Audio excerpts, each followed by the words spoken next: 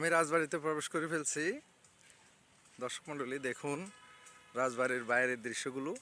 আপনারা যারা বাংলাদেশ থেকে ঘুরতে আসবেন আগরতলা, অবশ্যই রাজবাড়ি ভিজিট করে যাবেন। যে রাজবাড়ির সৌন্দর্য সবাইকে মুগ্ধ করে। দেখুন আশপাশে পাশে একটা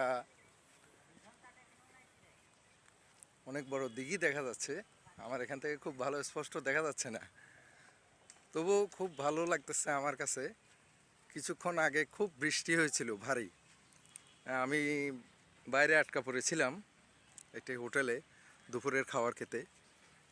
তো যাক, খাবার খেয়ে এখন এইমাত্র রাজবাড়িতে প্রবেশ করলাম। রাজবাড়ির রাস্তাটি খুব সুন্দর, অত্যন্ত সুন্দর, আমার খুব ভালো লাগতেছে।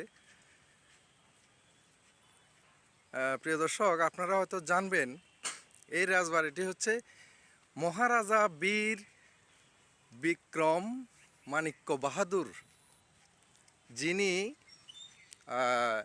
যার নামে আমাদের ফুলগাজী উপজেলায়, ফেনী জেলার অন্তর্গত ফুলগাজী উপজেলায় নতুন মুন্সিরহাটে একটি প্রাইমারি স্কুল আছে, নতুন বাজার উচ্চ বিদ্যালয় সংলগ্ন। সেই প্রাইমারি স্কুলটি কিন্তু ওনার নামেই এখনও আছে, যেটা বীরেন্দ্রগঞ্জ সরকারি প্রাথমিক বিদ্যালয় নামে পরিচিত। তার নামেই এই রাজবাড়ির মালিক, অধিপতি যিনি, তার নামে সেই স্কুলটি এখনও। এটা ব্রিটিশ আমলে করা।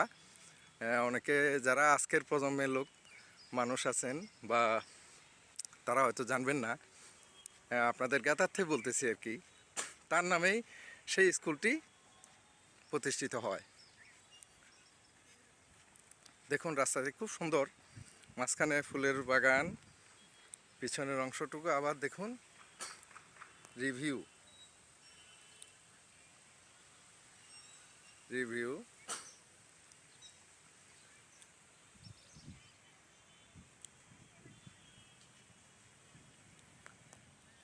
রাজবাড়িটা এখন অনেক সুন্দর।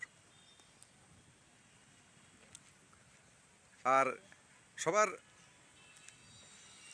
উদ্দেশ্যে বলতেছি, রাজবাড়িতে প্রবেশ করতে হলে আপনি যদি ভারতীয় নাগরিক হন, সেক্ষেত্রে আপনার লাগবে 20 টাকা মাত্র, ভারতীয় মুদ্রায় 20 টাকা। আর যদি ফরেনার হন, আপনি যেই দেশের হন না কেন, ফরেনার হলেই 250 টাকা। আমিও 250 টাকা দিয়ে এইমাত্র প্রবেশ করলাম।